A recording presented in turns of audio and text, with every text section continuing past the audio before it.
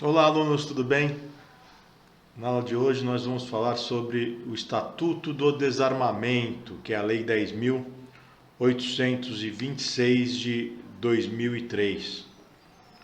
Primeiramente, vamos falar sobre a objetividade jurídica, o que pretende o legislador ao tutelar a posse, o porte de arma e tantas outras condutas voltadas a armas de fogo, acessórios e munições.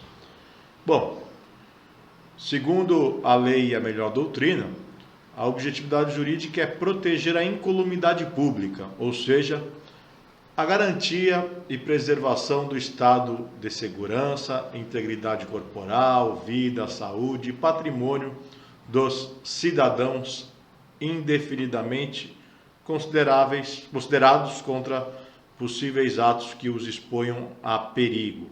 Atos que os exponham a perigo. Percebam, isso é de suma importância. São infrações de perigo. O que significa isso? Que não se exige nenhuma produção de resultado, não se exige um resultado naturalístico, basta a conduta. A conduta é presumidamente perigosa, independente de qualquer resultado. Mas eles distinguem-se dos crimes de perigo previstos nos artigos 130 a 136 do Código Penal, uma vez que neste último se protege o interesse de pessoas ou grupo específico, enquanto os dispositivos do Estatuto do Desarmamento punem somente as condutas que acarretam situação de perigo à coletividade em geral, isto é, a um número indeterminado de pessoas. Tá? Então, enquanto aqueles crimes dos artigos 130 a 136 exigem o perigo concreto, exigem que alguém seja efetivamente exposto a um perigo, as condutas previstas no Estatuto do Desarmamento não. Tá ok? São todas infrações de perigo abstrato. Tá? Ou seja, dispensa a demonstração efetiva de que uma pessoa ou de que várias pessoas foram expostas a perigo. O perigo ele é presumido pelo legislador. São infrações de perigo abstrato. Basta, por exemplo, alguém ter na sua casa, trancado dentro de um armário, numa gaveta com chave, uma arma de fogo sem autorização legal. Vejam que ninguém é exposto a perigo nessa situação, mas o perigo ele é presumido pelo legislador. Não é um risco, entende o legislador que seria um risco à coletividade. Então, para a configuração típica dos crimes previstos no Estatuto do Desarmamento, dispensa-se a efetiva exposição a perigo de uma pessoa ou de um determinado grupo de pessoas. Basta a conduta. É o chamado crime de perigo abstrato, que, inclusive, muitos doutrinadores, consideram condutas de perigo abstrato inconstitucionais. Isso porque, em tese, não há nenhum bem jurídico a ser protegido. Basta a realização da conduta sem a necessária avaliação subsequente sobre a ocorrência de efetivo perigo à coletividade. Olha, se não tem efetivo perigo à coletividade, não tem ofensividade lesiva. Se não tem ofensividade lesiva, pode ser considerado inconstitucional. Aí depende, evidentemente, da conduta. Essa conduta que eu exemplifiquei, de uma arma trancada dentro de um cofre ou de uma gaveta com a chave fechada, pode ser até considerada como atípica, se o magistrado, esse controle de constitucionalidade o magistrado faz, se o magistrado entender que não há potencialidade lesiva. Assim, entende a jurisprudência muitas vezes, no porte ou na posse de poucas munições, uma, duas munições, apesar de previsto como crime, cadê a ofensividade lesiva? Existem inúmeras jurisprudências no sentido de que a posse de pouca quantidade de munição não caracteriza infração penal, ou seja, o fato é atípico por falta de ofensividade lesiva. Falta, aliás, absoluta de ofensividade lesiva. Então, as condutas previstas no Estatuto do Desarmamento são classificadas como crimes de perigo, tá? E de perigo abstrato, não concreto, tutelando-se o bem jurídico contra agressões em seu estágio ainda embrionário. Certo? Muito bem. Importante também destacar, além da proteção, além da objetividade jurídica, né, e da natureza, que são crimes de perigo, importante destacar o objeto material. Quais são os objetos materiais a que se refere o Estatuto do Desarmamento? O Estatuto do Desarmamento refere-se a diversos objetos materiais. Armas de fogo, tá? E somente de fogo, aquela capaz de atirar e produzir fogo. Acessórios ou munições de uso permitido, restrito ou proibido. Nós vamos falar mais adiante o que significa isso. Bem como também se tutela aqui, como objeto material, artefatos explosivos e incendiários. Muito bem. E esses objetos materiais, eles estão definidos aonde? Como é que eu sei que uma arma de fogo é de uso permitido, restrito ou proibido, por exemplo? Antes de 2019, vigorava o Decreto 5.123 de 2004.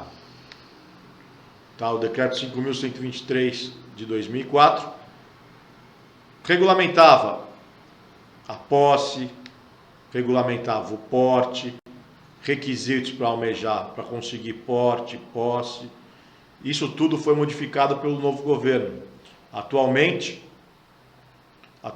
vigoram os decretos, todos esses que estão aí na tela. 9845 de 2019, 9846 de 2019, 9847 de 2019 e 10.030 de 2019. São diversas permissões para caça, para atiradores, para colecionadores. Tem decreto que regulamenta os tipos de armas, quais são de uso permitido, quais são de uso proibido, quais são de uso restrito, tá ok? O importante é o seguinte: para identificar se a arma é de uso permitido, restrito ou proibido, e a depender do objeto material o crime é outro, há de se consultar esses decretos. Tá? A Lei 10.826 de 2003, que é o Estatuto do Desarmamento, ela é complementada por decreto, né? E os decretos que vigoram atualmente são esses todos.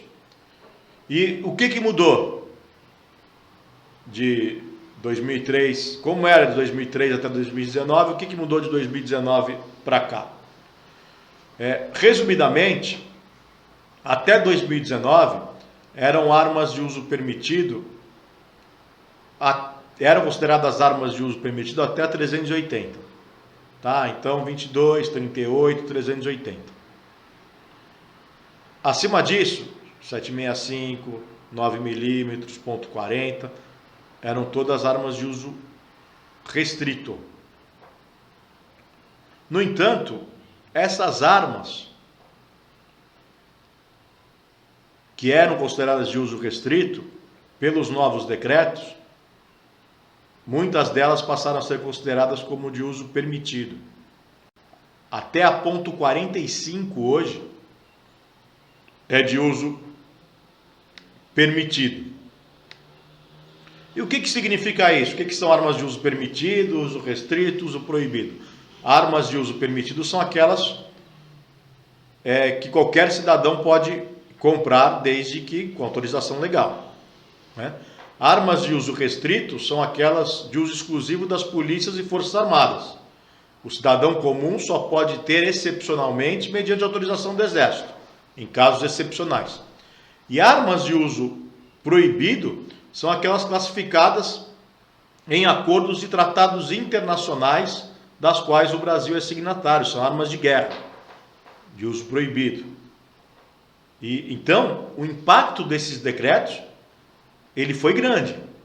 Foi grande porque aquelas armas que eram consideradas de uso restrito, portanto, de crime mais grave, que a partir de 2017 foi considerado hediondo, e agora houve uma nova modificação em 2019, nós vamos falar sobre isso quando chegarmos no artigo 16, mas, enfim, o artigo 16 tutelava,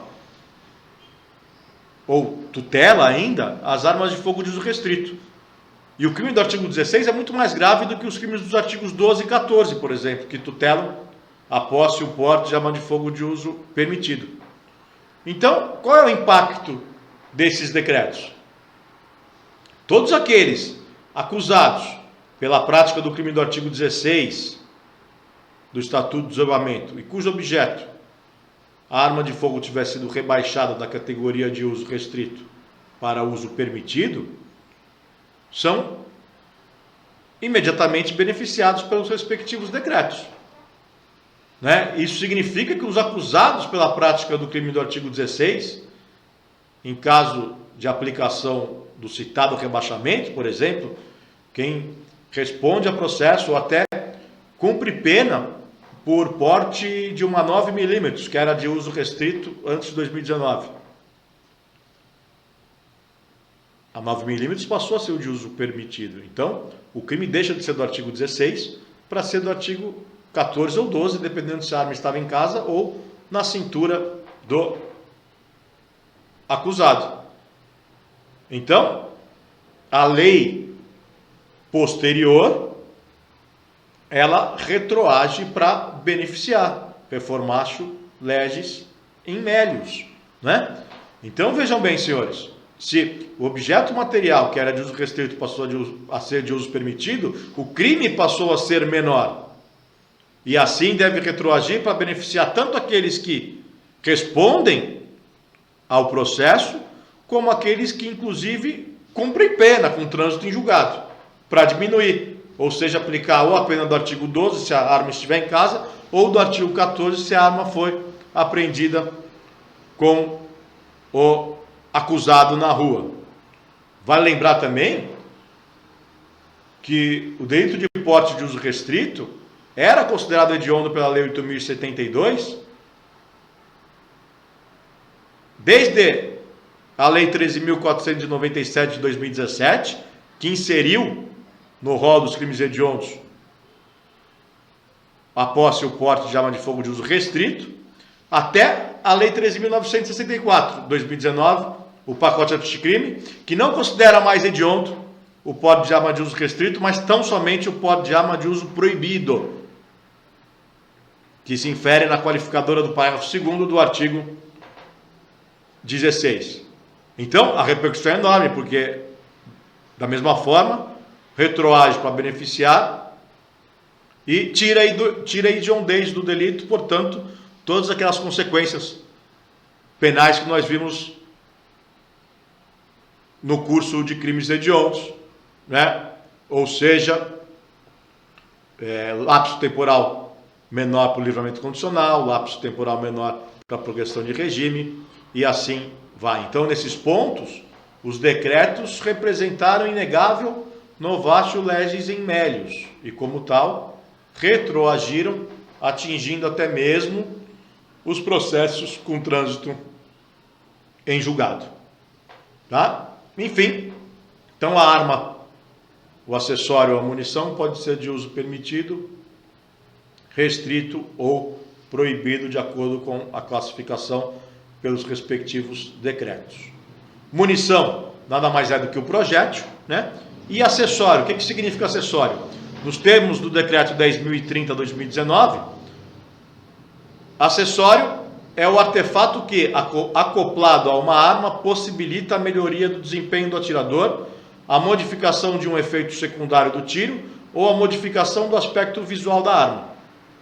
Então, um silenciador, uma mira laser, tudo isso é considerado como acessório. Pois bem, por outro lado, brinquedos, réplicas e simulacros não são considerados como crime. A lei anterior, o Estatuto do Desarmamento, a Lei 9.437 de 97, tipificava a conduta de utilização de arma de brinquedo como crime. No entanto, o Estatuto do Desarmamento não prevê mais como crime, mas veda a sua fabricação, a venda, a comercialização e importação de brinquedos, réplicas e simulacros de arma de fogo, que com essas possam confundir, ou seja, aquelas parecidas, né? Então, vejam o artigo 26, ele proíbe, tá? É uma proibição administrativa, mas possuir uma réplica, um brinquedo, não é crime, tá? Mas é proibida a venda, a fabricação, a comercialização, a importação, enfim, tudo isso. A não ser naqueles casos regulamentados, né, como airsoft, etc. Mas aí tem regulamentação própria para isso. Correto? Muito bem. Então, superada essa introdução, vamos passar ao capítulo 6 do Estatuto do Desarmamento, que é a parte que nos interessa, é a parte penal, dos crimes e das penas. O artigo 12 traz o crime de posse irregular de arma de fogo de uso permitido. Antes de mais nada, é importante destacar a diferença entre posse e porte. Percebam que o artigo 12 tipifica somente a posse. Qual a diferença entre posse e porte? Tanto para posse como para o porte, há de se ter uma autorização específica, mas são autorizações diferentes. Quando se compra uma arma legalmente, se obtém um registro da arma. Esse registro autoriza que o proprietário da arma mantenha a arma em casa ou no seu estabelecimento comercial. Tá? Agora, se o cidadão quiser circular com a arma, além do registro, ele precisa do porte. Tá? Então, ainda que se tenha um registro, se estiver com a arma em outro local que não a própria residência, pratica o crime de porte, aquele previsto no artigo 14 da lei. Pratica o crime de posse, aquele previsto no artigo 12, aquele que tem a arma em casa sem o respectivo registro. Tá?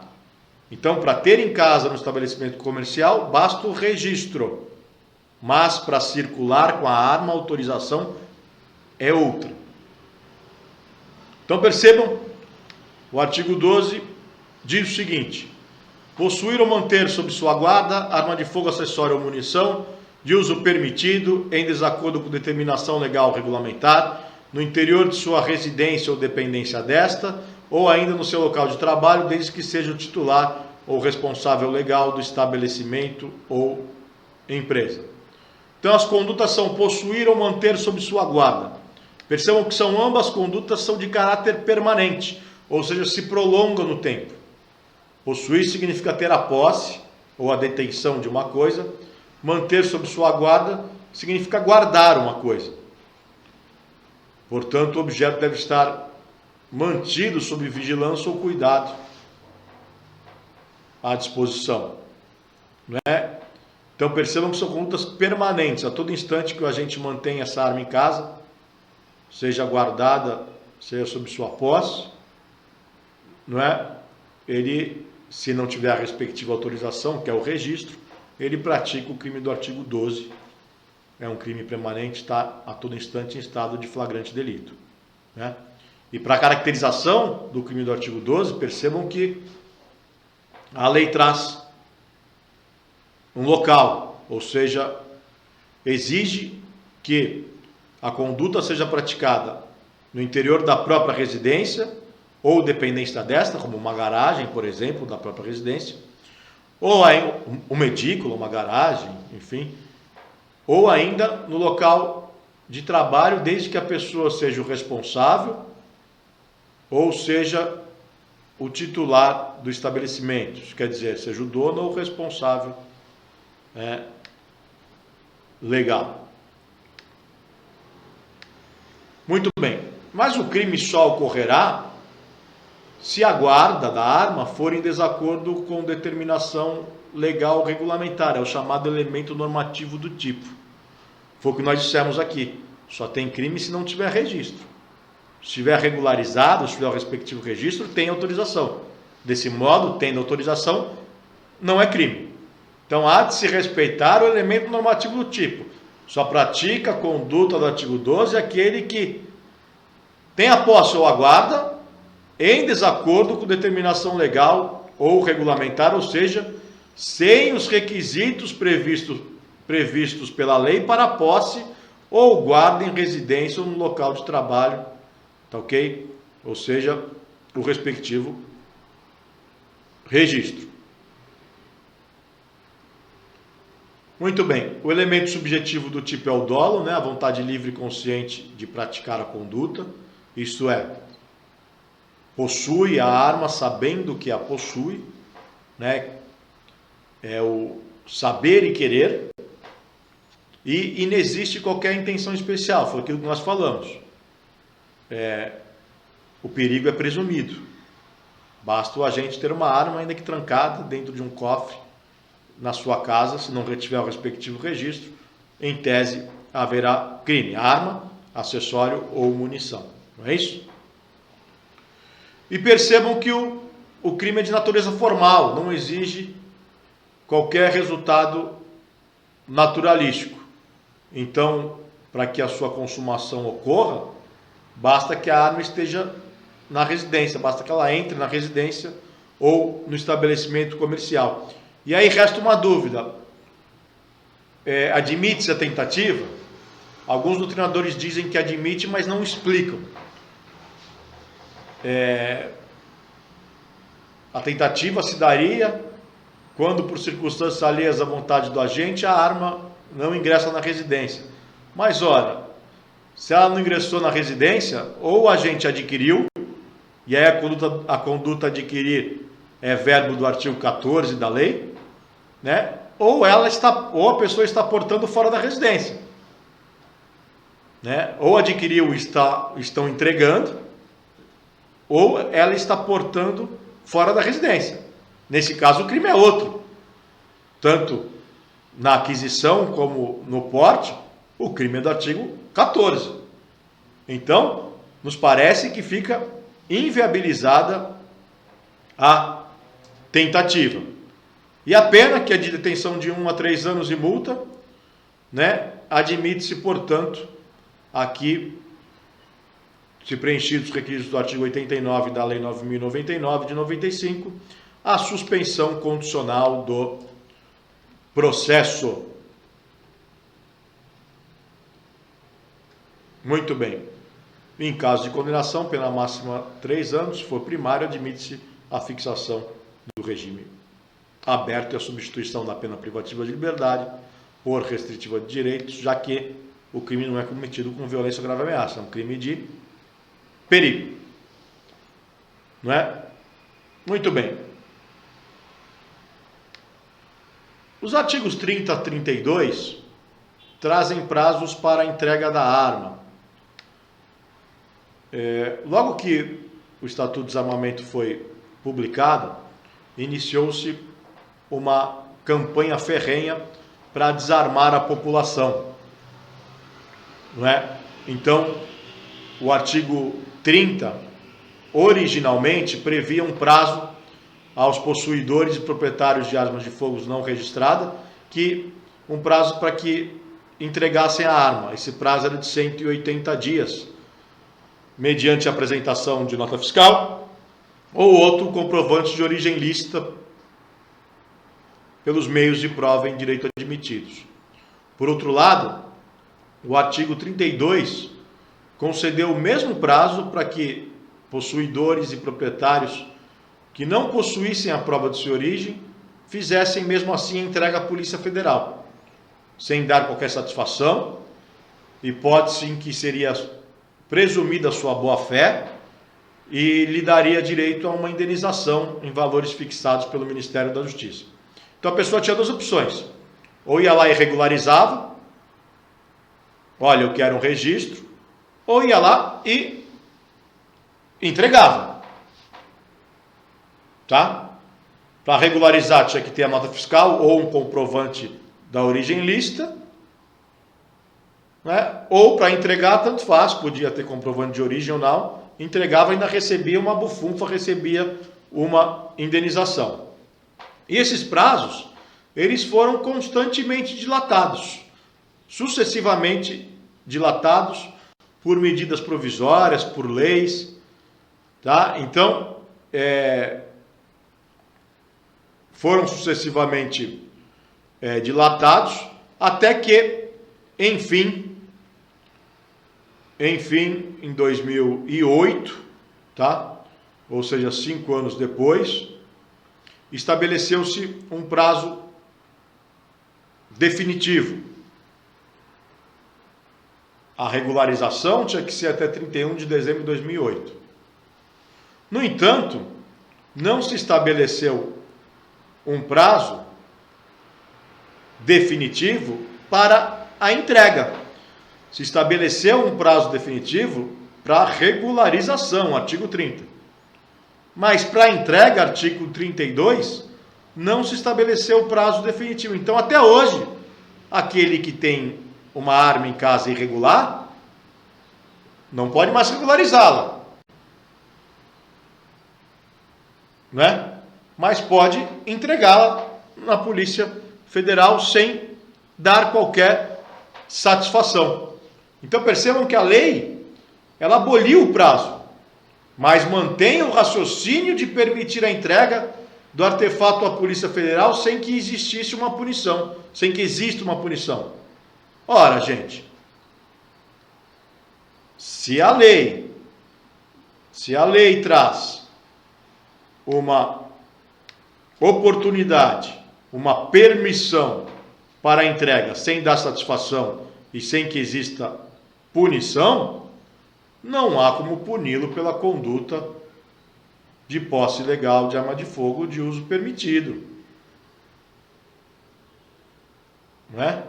Havendo permissão legislativa expressa para a entrega desses armamentos, sem que exista um prazo limite para o fim desse benefício por parte do Estado, vigora uma tipicidade absoluta, pelo menos até que se faça uma nova alteração do artigo 32 e estabeleça uma entrega. Deveria ser assim, né? Mas a jurisprudência tem entendido que não. Na época em que o Estatuto do Desarmamento foi publicado, e até a última prorrogação, que foi 31 de dezembro de 2008, até lá o fato era considerado como atípico mesmo. Nós tivemos, por exemplo, no escritório, vários casos de processos por posse de arma de fogo cujos réus foram absolvidos, porque a jurisprudência consagrou o entendimento de que, já que a pessoa está dentro do prazo para regularizar ou para entregar, não havia crime, né? Podia regularizar ou entregar até 31 de dezembro de 2008. 5 anos de prazo para regularização ou entrega, né? Mas vejam bem, não pode mais regularizar, mas ainda pode entregar. Olha, se a lei é permissiva nesse sentido, deveria ser considerado a tipicidade absoluta até que se tivesse realmente um prazo legal, certo e fixado, não é mesmo? Mas não, a jurisprudência não tem entendido dessa forma, sob o argumento de que não existe mais prazo para regularização. Dessa forma, a arma seria de toda forma, de todo jeito, irregular, e em sendo irregular, incide o crime previsto no artigo 12 da Lei 10.826 de 2003.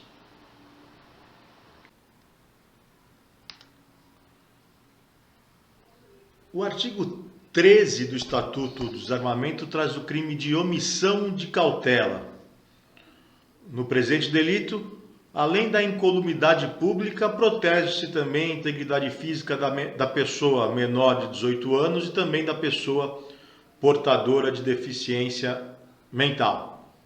Estamos diante de um crime próprio, porque somente o possuidor ou o proprietário de arma é que pode eventualmente praticar este crime. Então, vejam, senhores, o artigo 13 do Estatuto do Desarmamento prevê o seguinte: deixar de observar as cautelas necessárias para impedir que menor de 18 anos ou portadora de deficiência mental se apodere de arma de fogo que esteja sob sua posse ou que seja de sua propriedade. Então, o elemento objetivo do tipo, ou seja, a conduta é deixar de observar, isto é, não observar o que deveria ser observado, deixar de cumprir as cautelas necessárias, que nada mais, nada menos é negligenciar. Nós estamos diante de uma conduta culposa representada pela modalidade da negligência. Essa conduta da negligência, ela recai sobre as cautelas necessárias para que o menor de 18 anos ou a pessoa portadora de deficiência mental não se apodere de arma de fogo que esteja sob a sua posse ou seja de propriedade do agente. Ok? Portanto, trata-se aqui de um crime culposo, consubstanciado na falta de cuidado do agente. O agente não toma as cautelas necessárias e permite, sem intenção, de forma involuntária, que o menor ou deficiente mental se apodere de arma de fogo. Por exemplo, deixando a arma no banco do carro com o carro destrancado, ou ainda na gaveta da cômoda do quarto sem trancá-la.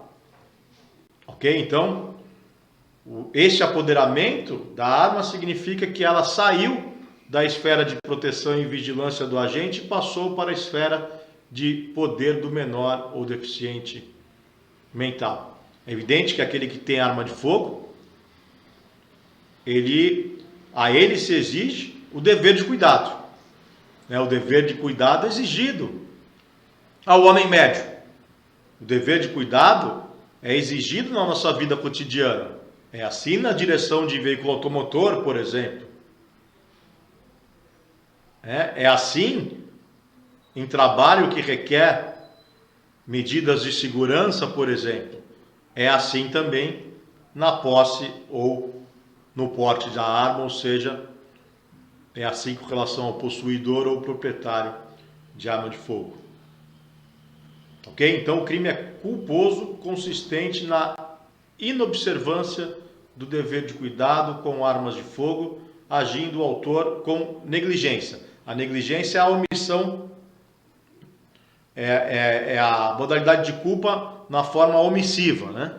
Então age o agente com negligência, permitindo um resultado não desejado, mas previsível, que é o apoderamento da arma pelo menor ou pelo deficiente mental.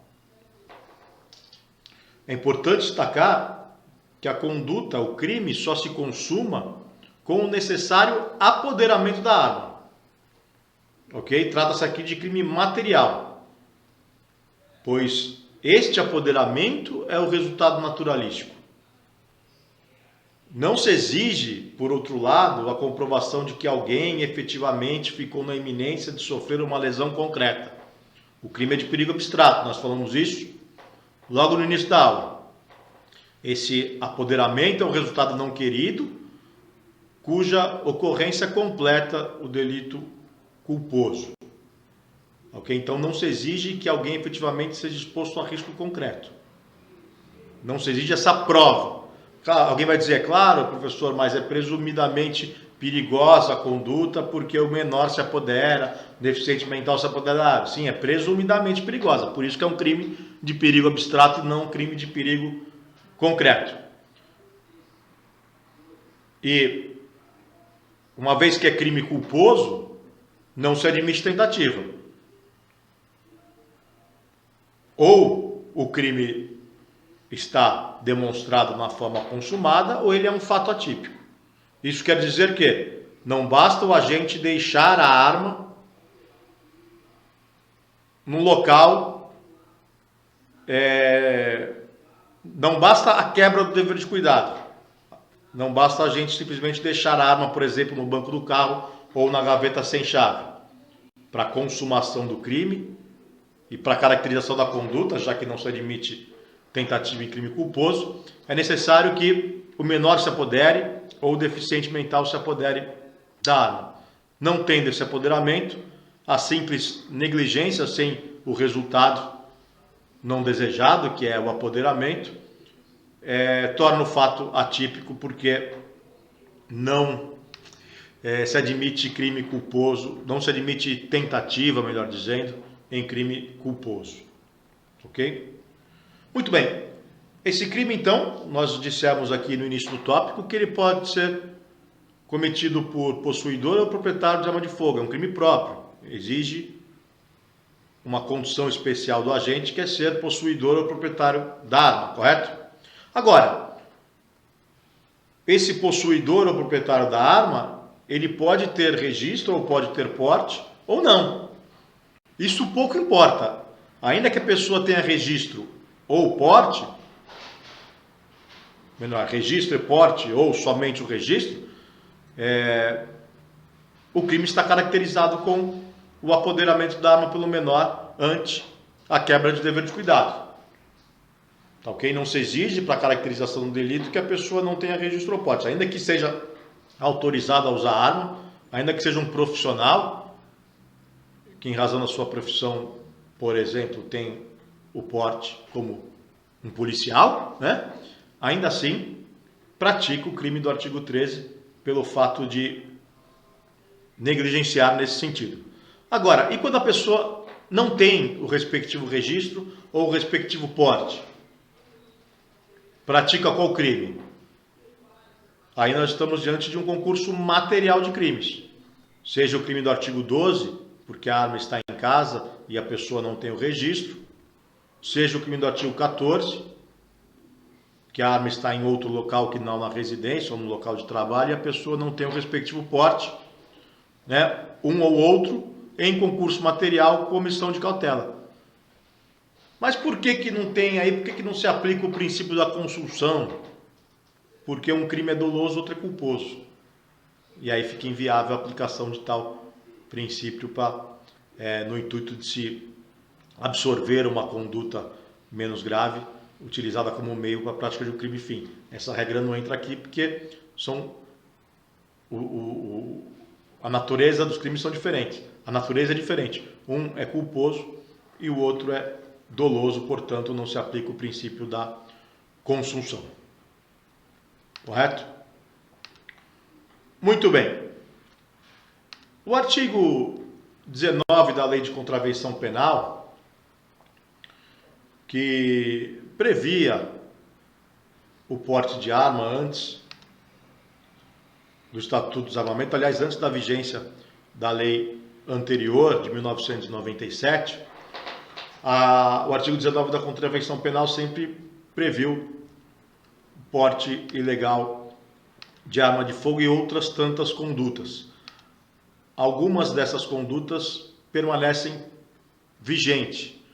Portanto, o artigo 19 ele tem a sua vigência parcial. Permanece vigente justamente na parte da omissão de cautela. Numa parte da parte que fala da omissão de cautela, ou seja, parágrafo 2º, letra C. A letra C do parágrafo 2º do artigo 19 da Lei de Contravenção Penal continua parcialmente em vigor. Percebam que ela prevê a omissão de cautela para impedir que dela se apodere facilmente alienado, menor de 18 anos ou pessoa inexperiente em manejá-la.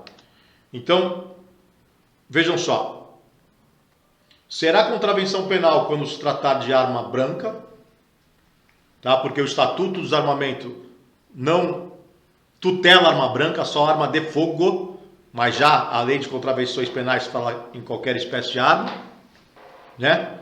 Abrange a arma branca, o artigo 19 abrange a arma branca. Então será contravenção se a omissão de cautela tiver como objeto material arma branca, ou quando se tratar de arma de fogo apoderada por pessoa inexperiente em manejá-la, ou ainda quando se tratar de munição. Percebam que o artigo 13 do Estatuto do Desarmamento não prevê munição, correto?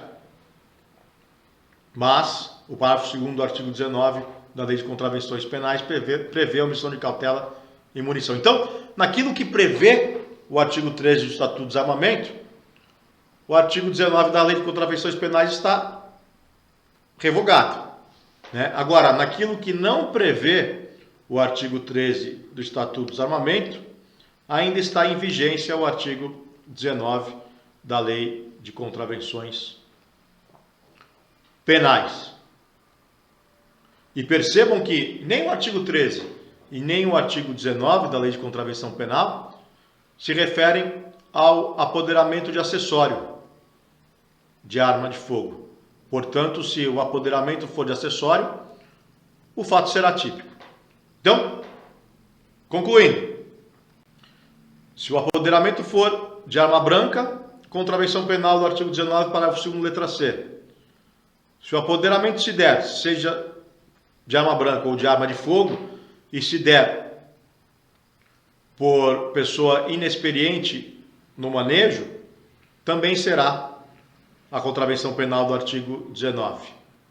Agora, se for por menor de, se o apoderamento se der por pessoa menor de 18 anos ou deficiente mental, e esse apoderamento for de arma de fogo, o crime será do artigo 13 do Estatuto do Desarmamento.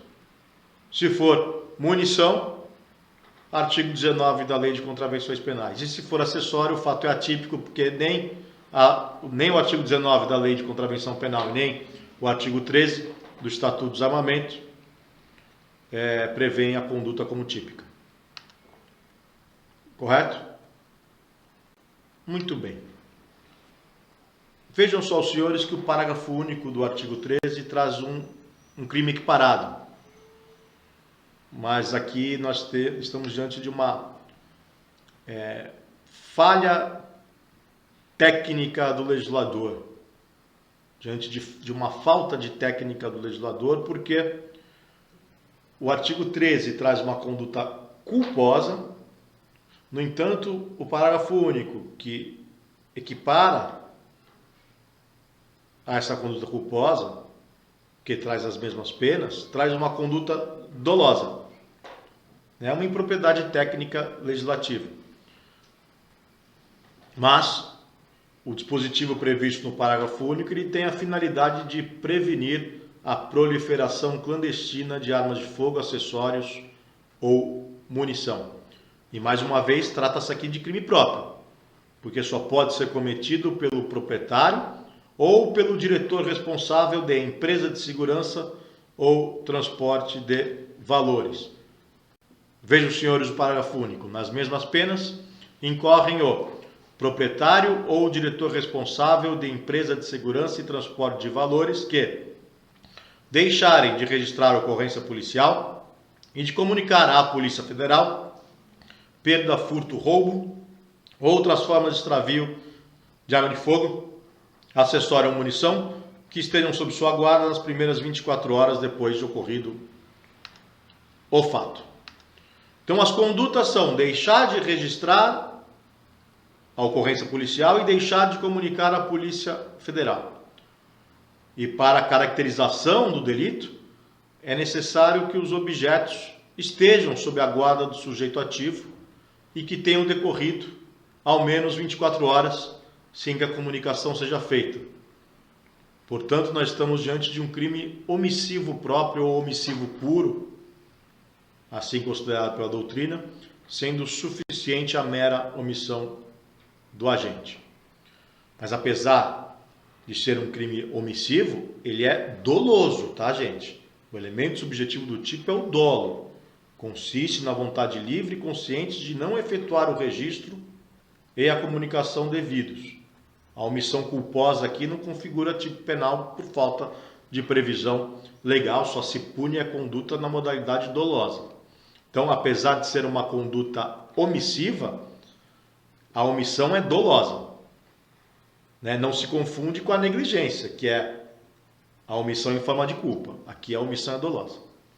E a consumação do crime se dá com o decurso das 24 horas após a ocorrência da perda, do furto, do roubo ou qualquer outra forma de extravio de arma de fogo, acessório ou munição que esteja sob a guarda do agente. E, evidentemente, em se tratando de crime omissivo próprio, não se admite a figura da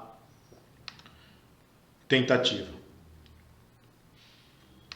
Correto? Então vejam, senhores, que o proprietário ou o responsável legal de empresa de segurança e transporte de valores tem o dever, além do dever de guarda, tem o dever de tomar as providências, as medidas cabíveis, legais, assim imposto pelo parágrafo único do artigo 13, sob pena de responder a crime. Crime do parágrafo único do artigo 13 do Estatuto do Desarmamento, que prevê pena de detenção de 1 a 2 anos e multa. É uma infração de menor potencial ofensivo, pena máxima 2 anos, mas é crime. E precisa de imediato, então, dentro das 24 horas, não só registrar o boletim de ocorrência, mas também comunicar à Polícia Federal. E tem que fazer os dois. Se deixar de fazer um ou outro, caracterizado estará o crime. Porque são duas providências distintas que a lei exige. Uma coisa é a ocorrência policial que vai apurar a perda, o furto ou o roubo. E a outra é a comunicação à Polícia Federal, que é quem detém o controle das armas de fogo no país. Essa comunicação é de suma importância. Ok? Na próxima aula, então, nós damos continuidade à matéria, falando sobre o crime de porte de arma de fogo de uso permitido e outros delitos. Até já.